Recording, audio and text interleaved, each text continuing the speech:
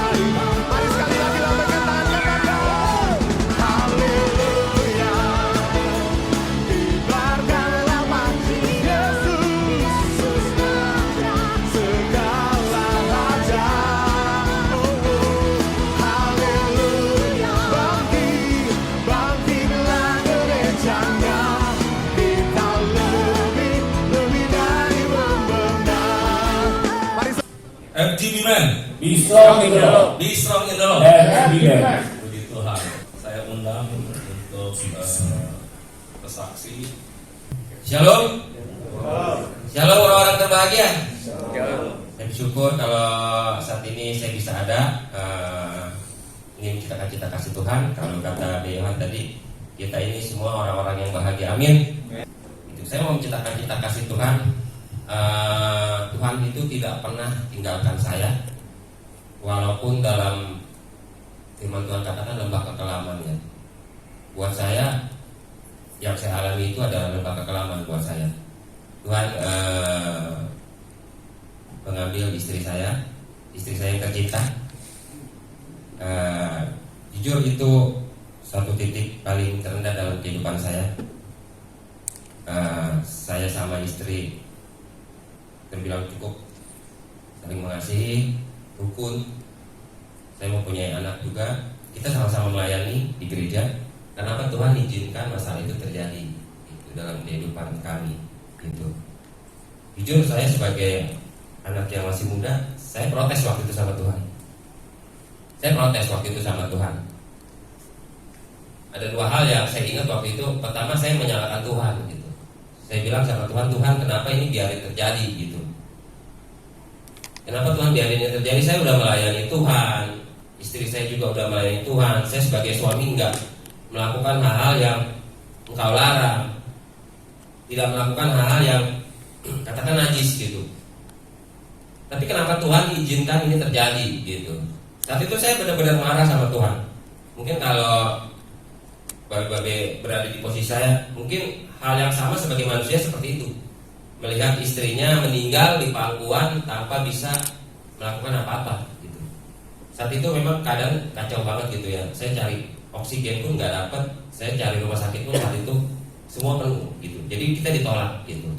Saya sudah telepon, saya sudah kemana-mana rumah sakit cuma bisa bilang begini, Pak, itu yang di depan aja udah 3 hari belum kita bawa masuk, Pak. Jadi itu saya sebagai manusia, saya udah nggak tahu harus berpikir apa saat itu. Saya udah nggak tahu. Jadi udah pokoknya bisa dibilang itu udah ngeblank, otaknya udah ngeblank gitu. Saya nggak tahu harus kayak gimana. Gitu. Saya nggak tahu juga harus berdoa, apalagi berdoa ya. Itu kayaknya udah nggak mungkin gitu. Saat itu saya benar-benar sisi kekelaman dalam hidup saya gitu. Yang kedua, saya menyalahkan diri saya. Saya bilang sama Tuhan, Tuhan, saya sebagai suami nggak bisa berbuat apa-apa, Tuhan.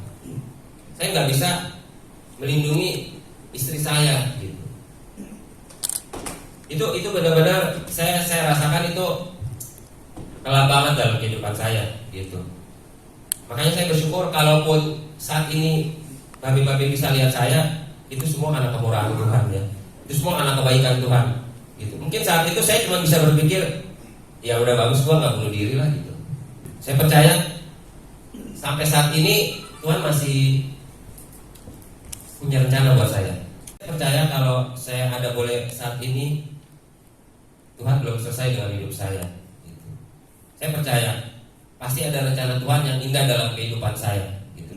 Lewat kesaksian saya ini, memang saya flashback ingat lagi gitu, tapi saya percaya saya bagikan kesaksian ini ada rencana Tuhan yang indah.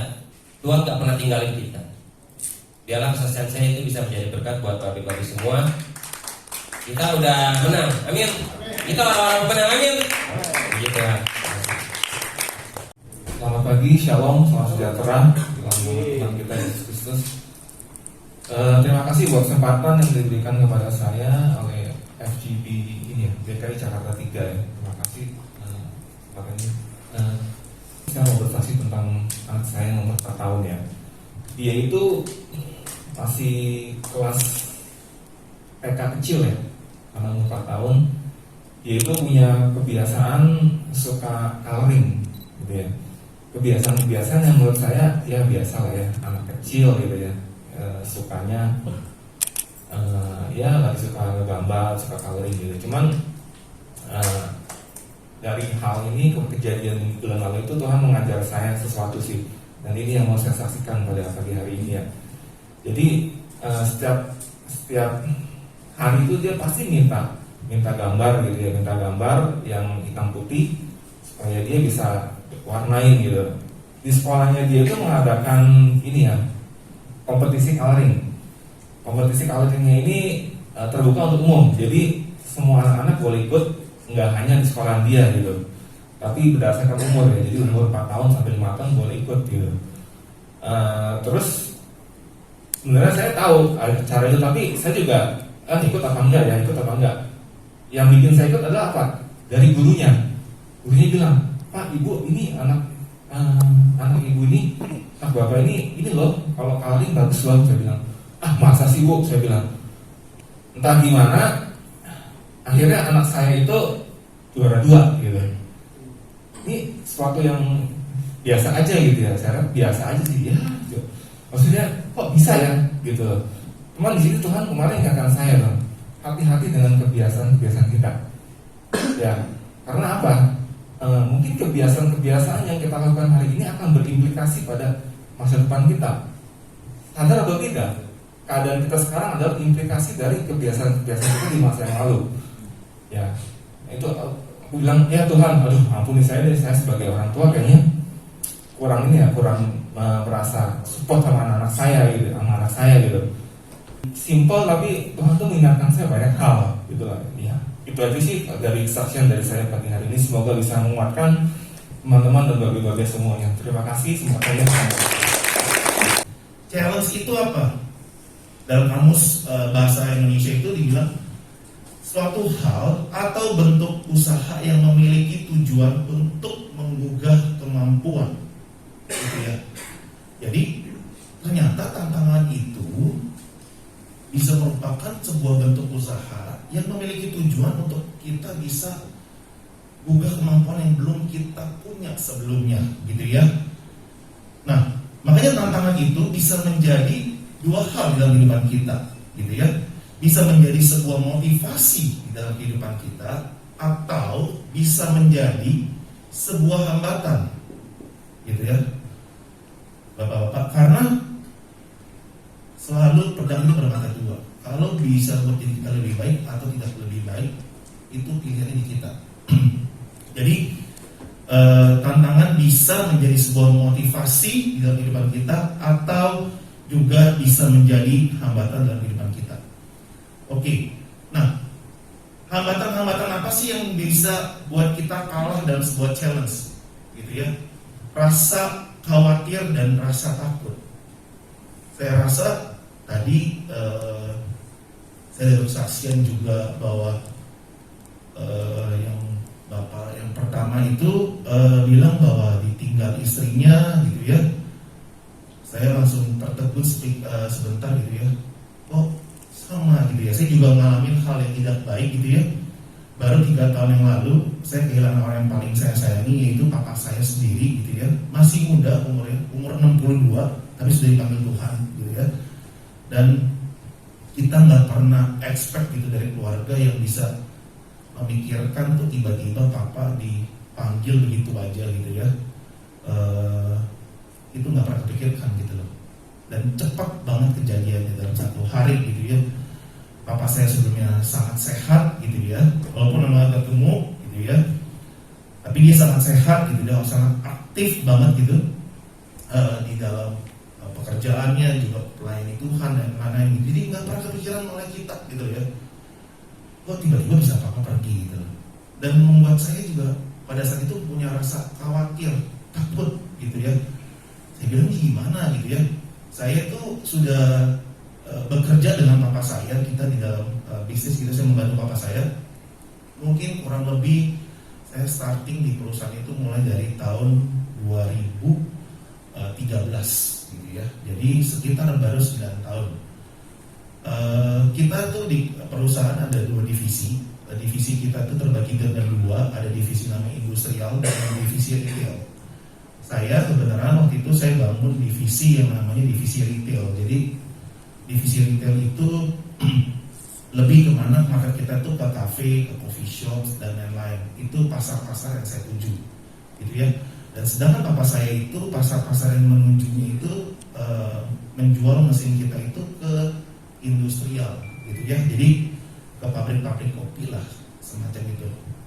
Nah, berjalannya waktu saya mikir, gitu ya, papa saya nggak ada, saya tuh belum masuk ke divisi yang papa saya handle selama ini, gitu ya. Jadi saya tuh baru terakhir diajak papa saya tuh pergi.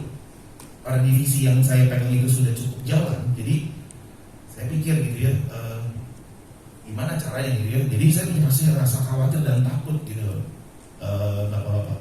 Tapi saya ketika punya rasa takut dan khawatir itu, saya cuma punya satu pegangan, yaitu cuma datang kepada Tuhan, gitu ya. Dan kita bisa ambil contoh, kalau kita takut dan khawatir itu di dalam kehidupan kita wajar. Kenapa? Karena Nabi Musa sendiri, saya ambil contoh dari Nabi Musa, gitu ya, dari kitab Keluaran 3 ayat 11-14. Nanti Bapak-Bapak bisa baca sendiri. Tapi pada saat itu diceritakan tentang bagaimana Musa dipanggil oleh Tuhan, gitu ya, untuk membawa bangsa Israel keluar, gitu ya. Padahal Tuhan sendiri, kira-kira kalau saat ini kita masih bisa lihat Tuhan pada zaman dulu seperti Musa, gitu ya, lihat Tuhan sendiri yang suruh, harusnya kita nggak khawatir, ya, Bapak-bapak, kita nggak perlu takut, benar ya, karena kita tahu siapa yang dalam kehidupan kita. Sekarang kita pun juga sama perasaan, tapi kita nggak bisa lihat langsung, gitu ya. Tapi Tuhan bilang kepada Musa bahwa aku sendiri yang akan menyertai engkau, gitu ya.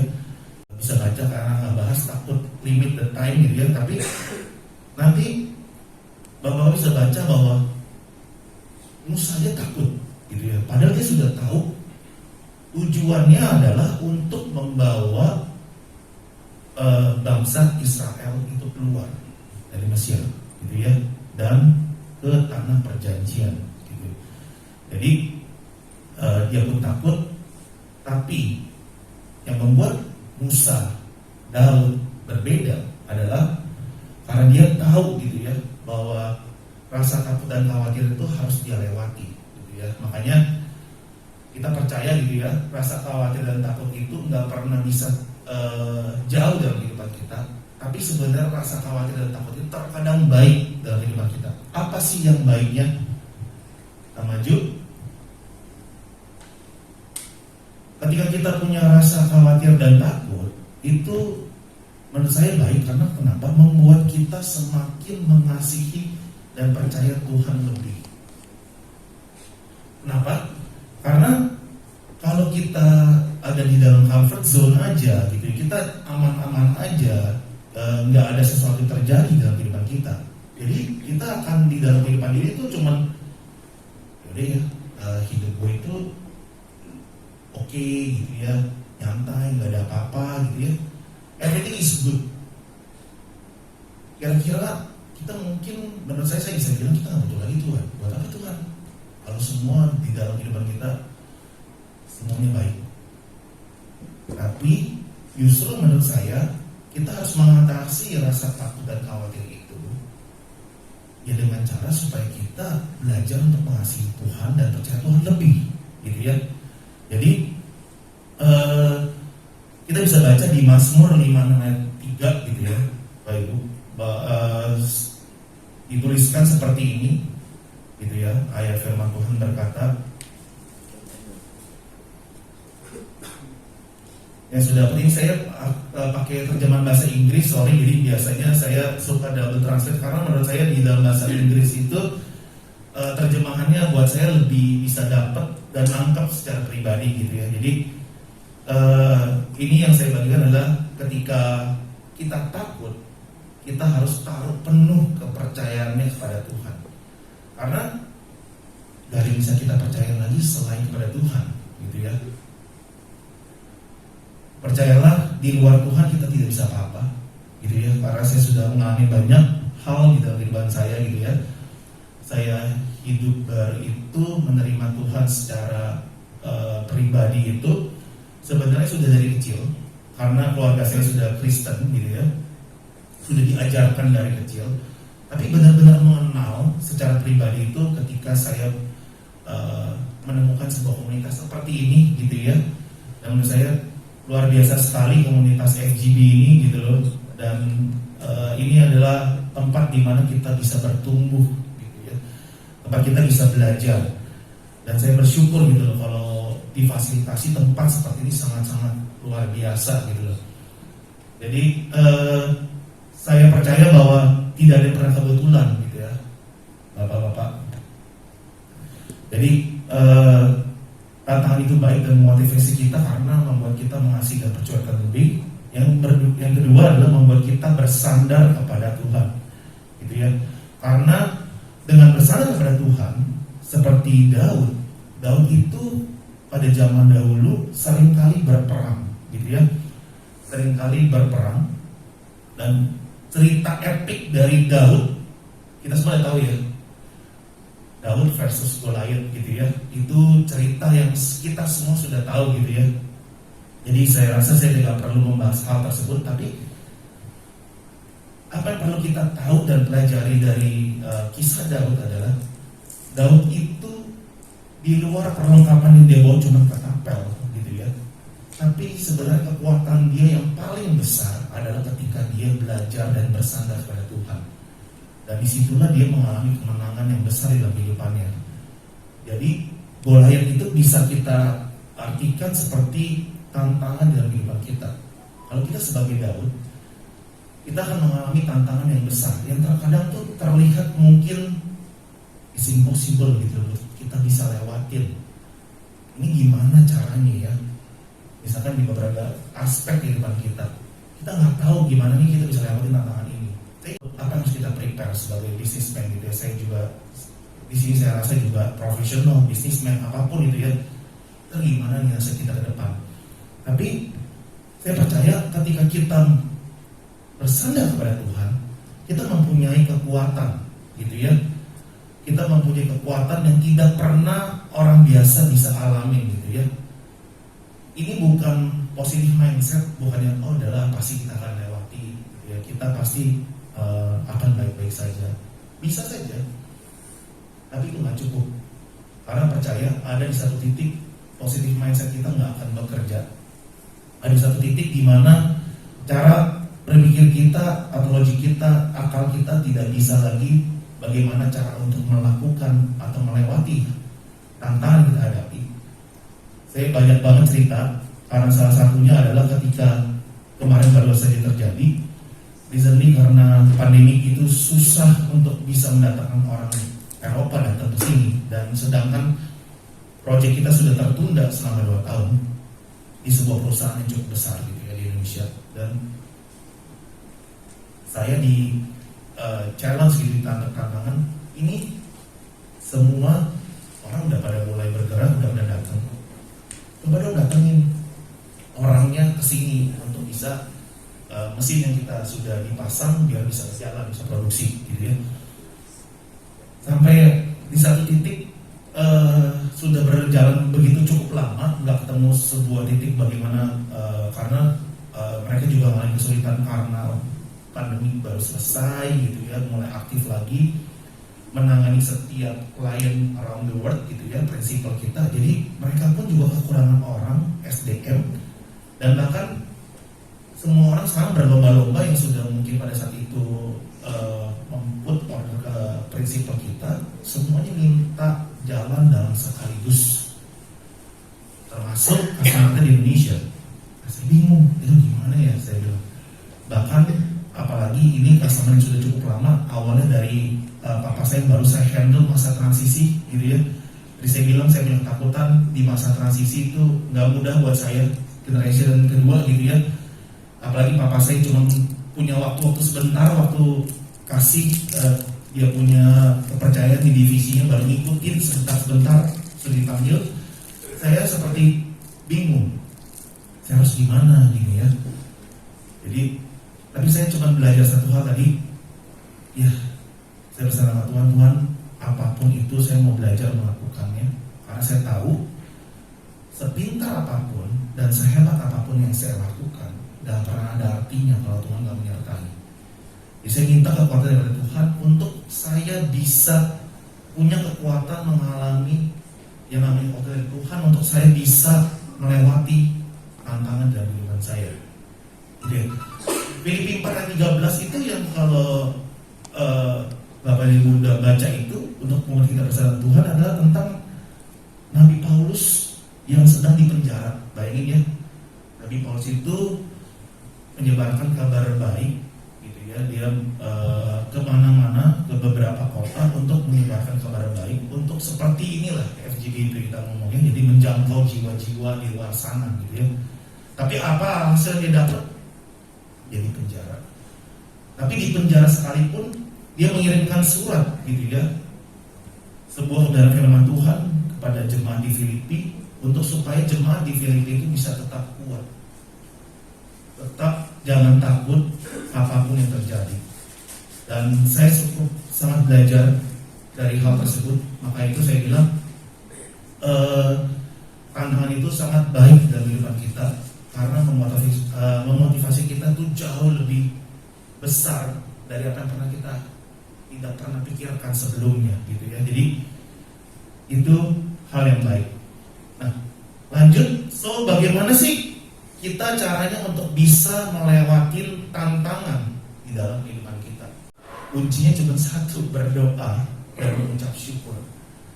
Karena tadi saya bilang waktu saya mengalami hal-hal yang saya bingung dan nggak tahu gimana caranya lagi, saya sudah coba berbagai cara untuk bisa mendatangkan orang prinsipal kita dari Eropa untuk bisa datang ke sini, semua tight schedule gitu ya. Jadi saya bingung gimana caranya, udah coba ngomong ke direkturnya dan lain-lain, almost none, back to zero. Cuman ada satu hal yang saya bisa lakukan pada saat saya berdoa dengan istri saya gitu ya. Ini resmi baru terjadi 3 minggu yang lalu. Saya berdoa, saya duduk, saya bilang, kita berdoa yuk, saya bilang, tolong doain saya bilang, this is my last chance, gitu, my last kesempatan yang dimana kalau ini nggak terjadi dan technician ini nggak datang, it will ruin everything. Saya bilang saya akan kehilangan semuanya. Saya bilang kepercayaan, project yang selama ini sudah dibangun puluhan tahun gitu ya oleh papa saya dengan customer ini, itu mungkin bisa hilang pada saat itu. So pada saat itu saya cuma bilang sama istri, kita berdoa, kita mengucap syukur. Saya cuma bilang kita belajar apapun yang terjadi, saya percaya kehendak Tuhan yang jadi. Saya bilang, jadi saya bilang kalau Tuhan izinkan gitu ya ini terjadi, saya akan tetap punya cara bagaimanapun Tuhan berikan gitu ya, cara untuk supaya mungkin dia senang pelayanan customer. Tapi kalau Tuhan masih percayakan, saya percaya Tuhan pasti akan mengirimkan mukjizat terjadi dan orang tersebut bisa dapat jadwal, bisa datang ke Indonesia. And finally kita bisa datangkan orang tersebut gitu ya. Saya bersyukur doa yang selama ini kita minta gitu ya, Tuhan jawab gitu ya, dan tapi nggak berhenti sampai di sana gitu ya. Selalu ketika kita melewati satu tantangan, there's another challenge gitu ya. Next stepnya ada lagi. Dan saya belajar lebih lagi. Sampai sekarang masih belum selesai, masih bergulir gitu ya. Bahkan besok saya harus ke Semarang untuk menyelesaikan proses tersebut yang terjadi. Dari saya baru cerita ke Bapak dan Ibu gitu ya. Tapi saya bersyukur bahwa semua ini proses buat kehidupan saya, untuk saya tetap berdoa dan bersyukur gitu ya. Untuk saya tidak takut gitu ya dalam apapun juga. Makanya ayat firman Tuhan ini saya juga ambil dari dalam Filipi, seperti ketika Nabi Paulus ada di dalam penjara. Jadi dibilang apa? Supaya janganlah kita takut gitu ya tentang apapun juga, tapi nyatakanlah segala hal keinginanmu kepada Allah dalam doa, permohonan dengan ucapan syukur. Jadi kita harus berdoa disertai dengan ucapan syukur. Challenge sudah lewat belum? Belum. Tapi saya bersyukur, tadi saya bilang bahwa apapun yang terjadi, saya bilang Tuhan, saya percaya Engkau selalu menyertai saya gitu ya. Dan saya tidak akan pernah takut. Saya mau belajar percaya kepada Tuhan, bergantung kepada Tuhan. Karena tadi apa yang tadi saya sharekan, saya belajar untuk mempraktekannya dan mengalaminya. Dan di situ saya pengen ajak Bapak dan Ibu sekalian, kita coba alami bahwa setiap kehidupan kita itu tidak pernah datang dengan sia-sia. Tantangan dalam kehidupan itu tidak pernah datang dengan sia-sia. Itu membuat kita belajar. Karena di dalam kehidupan kita itu cuman setiap hari belajar bagaimana menjadi lebih baik daripada sebelumnya. So kita harus menjadi orang yang better person than we are yesterday. Itu adalah seorang yang mengikuti Tuhan. Bahkan saya dengar sedikit cerita dari Pak Yusuf bahwa di semua sini adalah seorang leader. Leaders adalah orang yang tidak pernah berhenti untuk belajar. When you are stop learning, you are stop leading, teman-teman.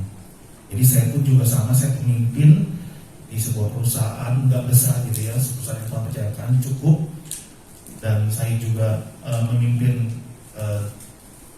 domba-domba yang Tuhan percayakan. Kita ada satu kelompok gitu ya, namanya seperti ini. Gereja kami namanya disebut family cell. Jadi kita punya keluarga kedua, yang dimana itu tempat untuk kita bisa saling berbagi. Dan disinilah saya balik lagi bagaimana cara untuk kita bisa melewati ini dengan berdoa dan bersyukur. Gitu ya. Yang kedua, semangat dan kemauan. Kalau kita nggak ada semangat, nggak ada kemauan, habislah sudah. Karena menurut saya yang bisa buat kita bertahan adalah dimana semangat dan kemauan kita itu tetap percaya kita melakukan yang terbaik, walaupun seems terkadang kita belum lewat. Saya itu juga nggak tahu bagaimana melewatinya, gitu Bapak Ibu. Tapi saya tetap melakukan bagian saya, bukan saya dengan diam aja gitu ya. Saya lakukan bagian saya, apa yang bisa saya upayakan. Saya tetap semangat. Diteleponin sama kliennya, kita udah kayak curhat gitu, kayak suami istri telepon 45 menit di kuping Bapak Ibu. Coba bagaimana rasanya gitu ya. Terus belum saya ditelepon, diomelin, dikasih tahu gitu ya. Ini bagaimana dibilang dan lain-lain. Tapi saya belajar untuk tetap semangat dan saya tetap melakukan apa yang menjadi bagian saya. Di pagi hari tadi bangun saya bilang bagus banget tadi saya bilang, si Bapak yang kedua bilang no Bible no breakfast is, itu luar biasa menurut saya gitu ya. Jadi lakukan bagian kita pagi hari gitu ya, bangun bersekutu dengan Tuhan, terus belajar untuk habis itu bisa spend waktu untuk saya baru mulai berolahraga karena kita harus jaga. Saya itu punya tantangan Bapak Ibu yang paling besar adalah di kesehatan. Challenge-nya besar banget buat saya. Saya dilihat dari postur gitu ya, saya hobi makan. Jadi kalau ada sini orang Medan, saya bukan orang Medan, tapi orang Medan tuh bilang bahasanya tuh gaucia gitu ya, suka makan. Saya suka explore karena kebetulan saya orang di F&B, saya suka coba berbagai macam makanan. Saya suka taste sebuah makanan tuh yang enak, yang unik gitu ya. Jadi ya kalau dipikir setiap orang punya hobi, hobi makan itu termasuk hobi saya gitu ya, hobi untuk mencoba sesuatu gitu. Terus mungkin ada orang lain lagi yang hobinya apa gitu ya. Kalau saya ya hobinya cuma makan, traveling gitu ya. Habis itu nonton kalau ada waktu dengan istri gitu ya, dan hal lainnya gitu. Nah, jadi yang kedua adalah tips dari saya untuk supaya kita bisa menang terhadap challenge adalah semangat dan kemauan, gitu ya Bapak Ibu ya. Jadi karena di Amsal 18 ayat 14 berkata seperti ini loh. Your will to live can sustain when you are sick, but if you lose it, your last hope is gone. Jadi kalau kita nggak ada semangat, kita akan menjadi sakit, bahkan kita kehilangan harapan. Bayangin ya. Jadi apalagi yang mau diharap, ini saya ambil dari GNT itu Good News Translation gitu ya. Tadi Prof itu adalah Amsal 18 ayat 14. Jadi orang yang bersemangat dapat menanggung penderitaannya, tetapi siapa yang memulihkan semangat yang patah. Jadi kalau semangat kita sudah tidak ada, kita sudah tidak punya spirit lagi, kemauan untuk bangkit, kita nggak akan bisa melewati tantangan dalam kehidupan kita gitu ya. Karena menurut saya fuel di dalam kehidupan kita, tubuh kita yang bergerak adalah tadi benar bahwa manusia itu terdiri dari roh gitu ya, terdiri dari jiwa dan tubuh. Tubuh itu akan mati kalau roh kita mati gitu ya. Jadi roh itu terutama spirit ya, kemauan kita. Kalau nggak ada spirit gitu ya, apalagi roh Allah gitu ya, roh Tuhan di dalam kehidupan kita tidak bisa apa-apa gitu. Makanya kalau mobil butuh bensin, kita juga butuh bensin. Bensin kita apa? Firman Tuhan, kebenaran firman Tuhan. Inilah yang membuat kita punya semangat dan kemauan yang tinggi gitu ya. Jadi supaya kita tetap maju terus apapun yang terjadi. Jadi saya rasa sudah dilakukan oleh Bapak Ibu dan luar biasa gitu ya. Mentoring dan komunitas gitu ya. Saya tumbuh dan bisa ada sampai saat ini, bersyukur. Gak pernah berpikir gitu bisa sharing, gak tahu sih tiba-tiba dibilang sama Ibu Margaret gitu ya. Udah saya dari mana sih juga gak tahu gitu. Saya juga belum pernah dari Pak Yusuf pernah sharing Pak di FGB, gak pernah Pak. Pertama kali saya bilang ini sharing di FGB gitu ya. Saya bilang tapi bagian saya cuma pengen melakukan apa yang Tuhan sudah kasih dalam kehidupan saya. Jadi oke, saya bilang kalau waktu bisa saya pas ya saya bantu Bang Margaret gitu, saya bilang ya sharing. Dan kita sempat padahal itu harusnya dari 4 bulan 5 bulan yang lalu gitu ya, tapi saya bilang Bu, saya nggak bisa soalnya bentrok dengan ada yang urusan dan lain-lain sampai bisa terjadi baru hari ini gitu. Nah, tapi saya mau kasih tahu bahwa saya itu bertumbuh di dalam mentoring dan komunitas gitu ya. So Bapak Ibu, teman-teman apalagi yang sudah leaders di sini, even we are leaders, kita percaya pasti di atas kita ada pemimpinnya lagi gitu ya.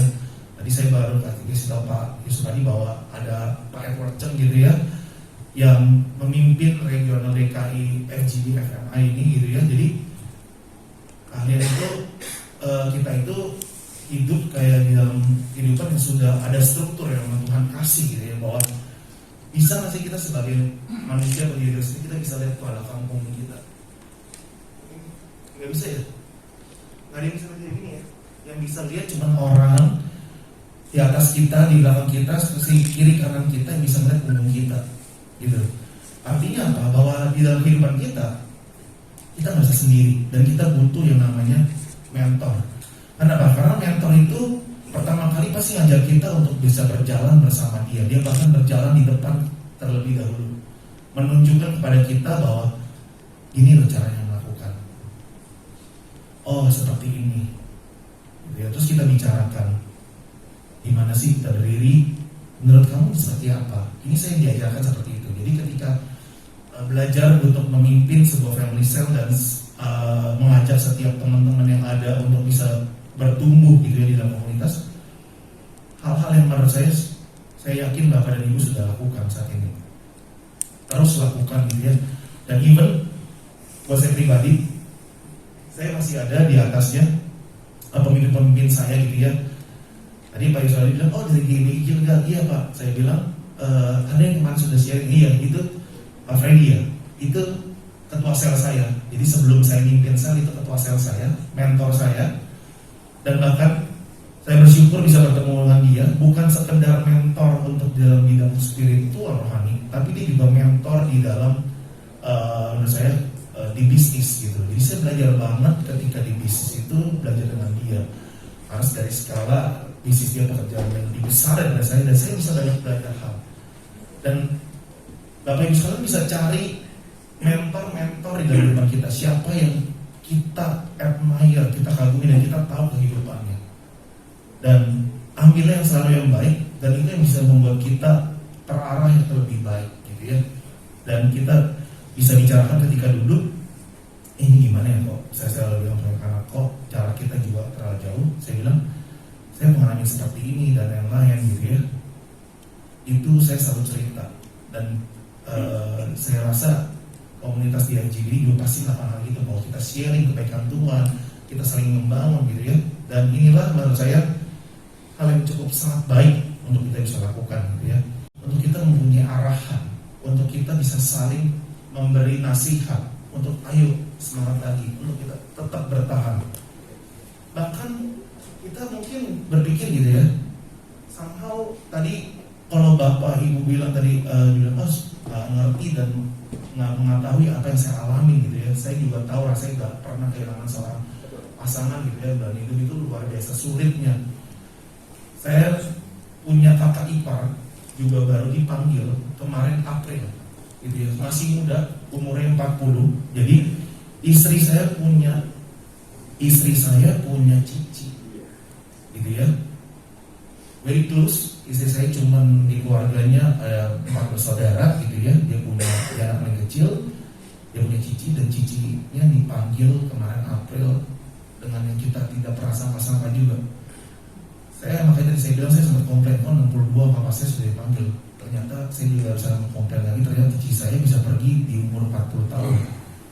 Gitu. Jadi saya nggak pernah berpikir bahwa life can happen gitu ya. Bisa sesuatu hal apapun bisa terjadi dalam kehidupan kita nggak pernah tahu.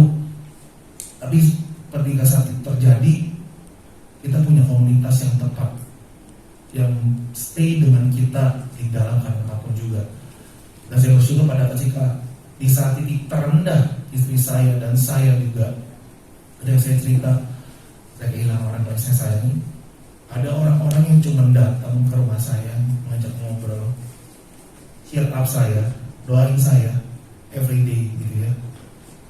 Yang which saya cuma bilang sama Tuhan waktu itu, saya bilang saya juga pengen marah rasanya. Saya pengen, Tuhan, I do everything for you, and why this is happen, saya bilang. Rasanya saya bilang gak adil Tuhan. Orang lain bisa menikmati hal begitu baik, saya bilang. Kita kok gak bisa foto, take a picture together, saya bilang. Gak apa-apa, saya rame-rame lagi. There's something missing, saya bilang. Saya rindu untuk supaya bisa setiap orang melihat, saya bilang, I miss my dad gitu ya, saya bilang.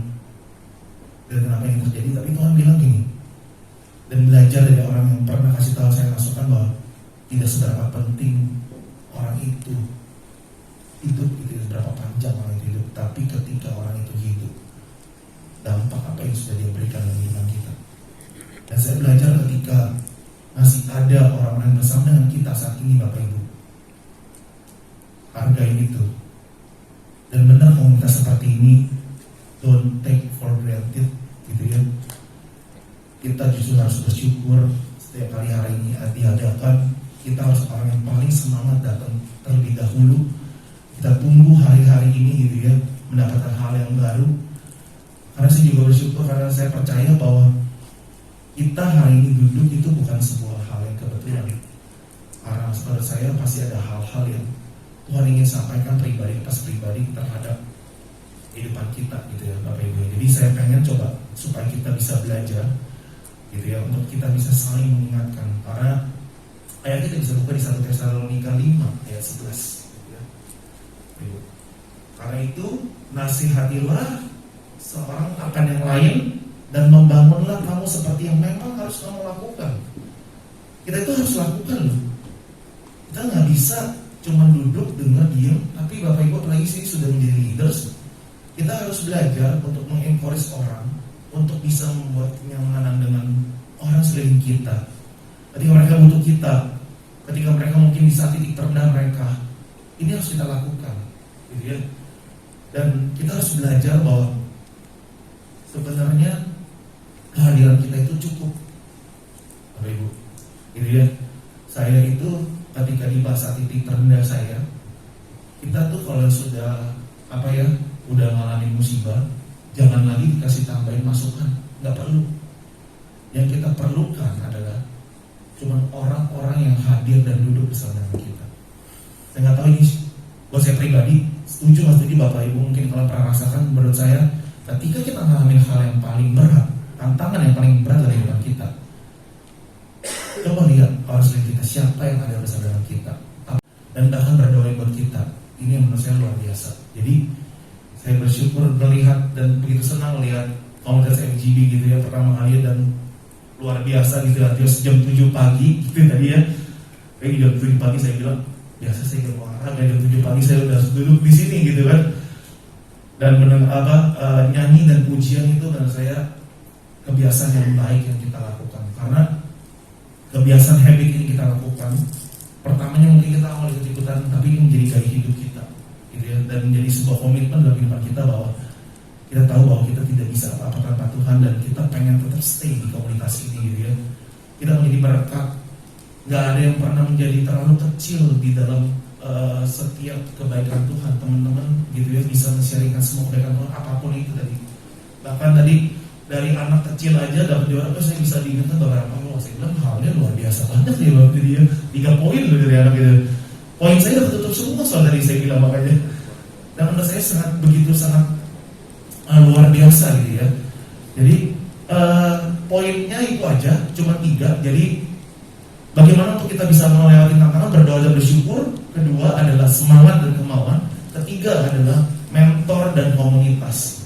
Jadi itu 3 hal yang saya pengen kita semua bisa di-equip supaya ingat, apapun tuh yang kita alamin cuma ini doang kok kuncinya, nggak ada apa-apa gitu. Berdoa, bersyukur, gitu ya. Terus kita tetap harus punya semangat, gitu ya. Ada kemauan, karena kalau nggak ada kemauan percuma, apapun nggak akan bisa Tuhan berikan dalam kehidupan kita. Karena Tuhan memberikan itu bukan kepada orang yang bisa, kepada orang yang mau, gitu ya, mau melakukannya, gitu ya. Kalau kita belum selesai saat ini melewati tantangan, itu adalah proses kita.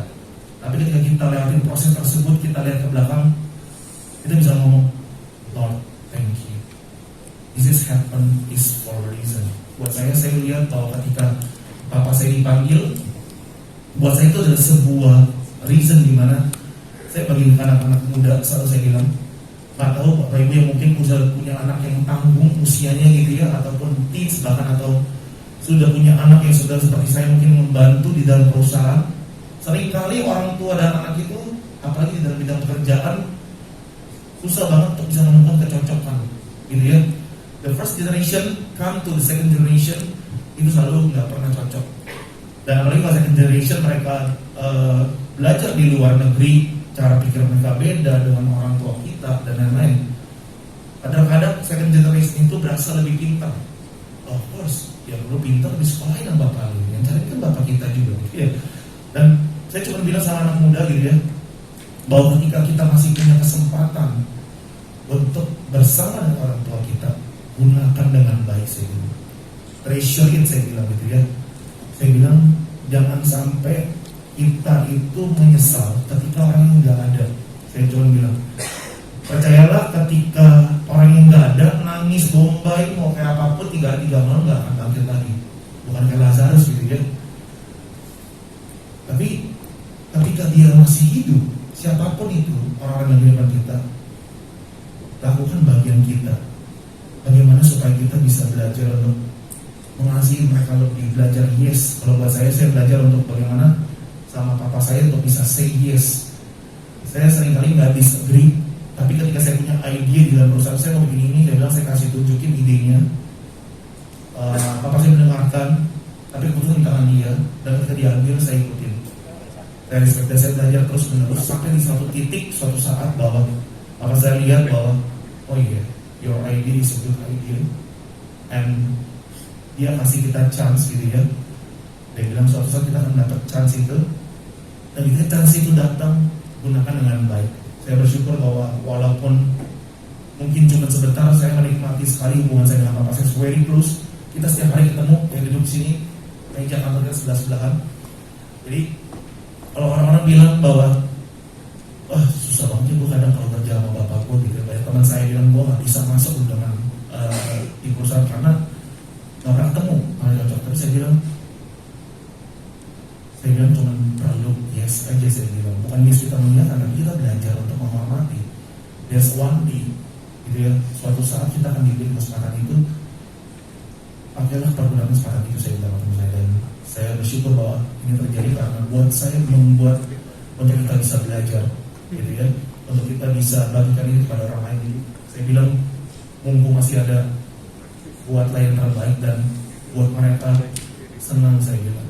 Karena waktu itu begitu cepat, saya bilang. Kita nggak pernah ada yang tahu gitu ya. Oke, jadi itu kurang lebih bagaimana cara supaya kita bisa menang di dalam tantangan gitu ya.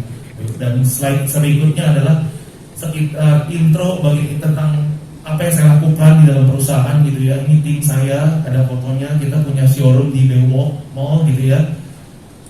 Saya itu supplier mesin kopi, mainly kopi bisnisnya, tapi kita juga ada mesin-mesin produk yang lainnya. Dan bahkan kita siapa gitu ya, kalau bukan karena Tuhan, kita tuh small company, only 30 people inside, 30 orang gitu ya. Sales team, engineer dan administrasi segala macam. Kantor kita bahkan dulu cuman sebuah ruko gitu ya. Dia kita bisa buka showroom, walaupun masih sewa karena di mall gitu ya. Kita bisa sewa tempat di Bewok Mall gitu ya, untuk menjadi showroom kita gitu. Bahkan di tanggal 25-28 saya harus pergi, saya juga dipercayakan dari prinsipal saya untuk bisa megang market Singapura gitu ya. Saya nggak pernah kebayang Indonesia, kita juga marketnya dulu sebelum pandemi cukup besar, kita mengalami struggle juga karena ya pandemi, semua coffee shop dan cafe tutup gitu ya. Tapi there's always a way yang kita nggak pernah bayangkan bahwa Tuhan itu bisa pakai berbagai macam cara. Dan saya akan show di Singapura gitu ya. Jadi kalau Bapak Ibu mungkin ada pas lagi terbang Singapura, akan jadi tentang food hotel Asia gitu ya, tentang hotel, restoran, cafe, please stop by gitu ya. Saya harap kita bisa ngobrol. Dan maju berikutnya, ini dulu kantor saya di Duta Harapan Indah dekat daerah Teluk Gong gitu ya. Terus ada showroom saya dan lain-lain gitu ya. Jadi itu yang Tuhan buat di dalam kehidupan saya. Saya juga gak pernah bisa berpikir bisa jalan sejauh ini, melangkah seperti saat ini kalau bukan karena dengan Tuhan. Oke, next maju. Yang terakhir ini tadi saya bilang ruko saya begini, tapi sekarang sudah direnov. Dari cuma satu ruko, kita bisa punya sarana tempat yang lebih baik. Nanti kita punya kantor yang baru di Pik 2 gitu ya. Kita punya, dulu nggak punya gudang untuk taruh mesin kita sewa, kita punya gudang. Tahu saya yang saya beli gudang itu, yang saya invest juga orang FGD juga.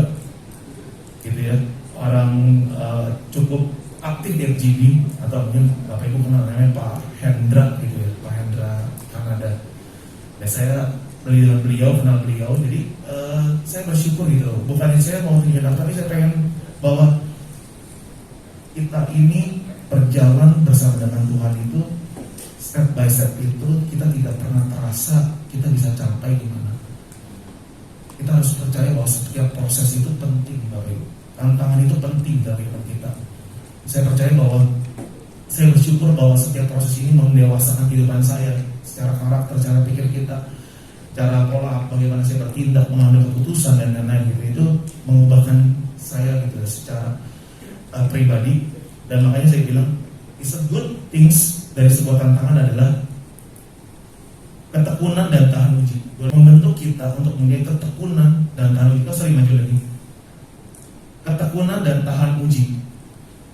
Jadi kita tahu bahwa segala sesuatu yang terjadi dalam kehidupan kita itu sebenarnya untuk membuat kita bertekun dengan apa yang kita lakukan. Ya, saya bilang tadi kalau semangat kemauan itu membuat diri kita semakin terbaik, membuat kita semakin belajar bahwa ternyata Tuhan itu kasih kita supaya kita bisa bertahan di dalam kehidupan kita melewati segala penderitaan kita. Ayatnya ada di Roma 5 ayat 3 sampai 4, nanti bisa dibaca sendiri gitu ya.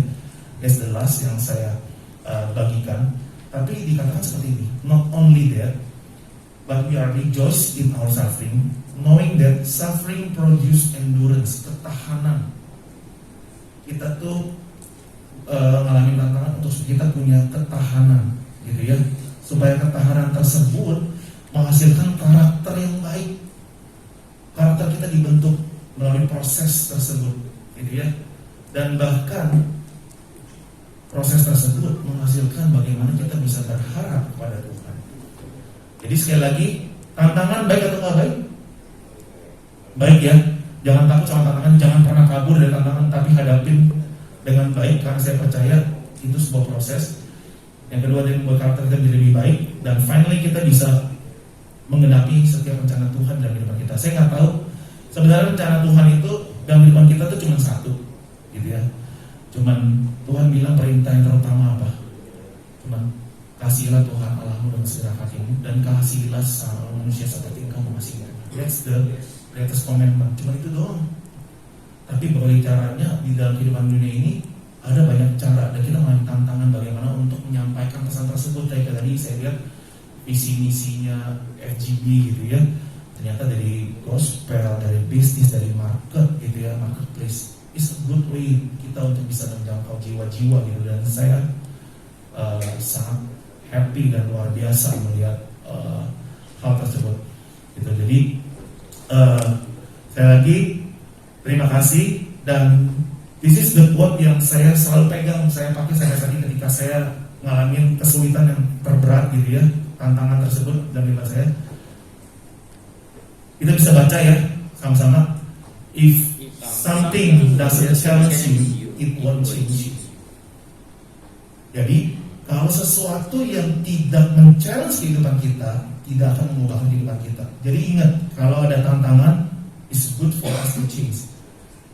Gitu ya. Jadi tantangan itu membuat kita berubah. Jadi if something doesn't challenge you, it won't change you. So itu aja, dan terima kasih.